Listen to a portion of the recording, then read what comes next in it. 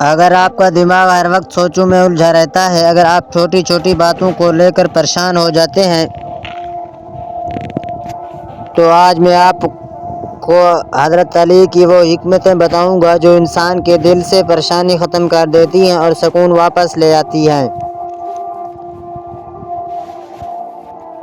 Number 1، ماضی پر افسوس اور مستقبل کی فکر انسان کے سکون کو ختم کر دیتی ہے۔ انسان کو اپنے حال میں رہنا چاہیے۔ جو گزر گیا وہ واپس نہیں آتا اور جو نہیں آیا وہ اللہ کے ہاتھ میں ہے۔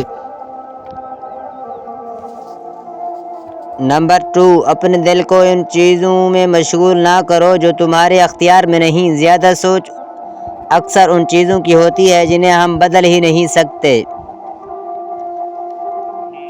نمبر 3، سب سے بڑی دولت دل کا سکون ہے۔ اگر دل پر سکون ہے تو انسان سب سے امیر ہے۔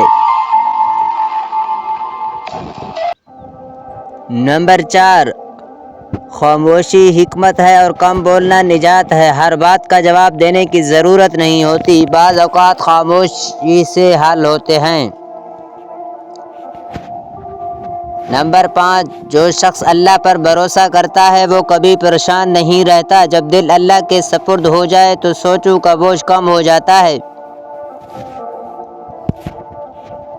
نمبر 6، اگر آپ واقعی سکون چاہتے ہیں تو سوچ کم کریں اور بھروسہ زیادہ کریں۔ یہی حضرت علی کی حکمت کا اصل خلاصہ ہے اور یہی ذہنی سکون کا راز ہے۔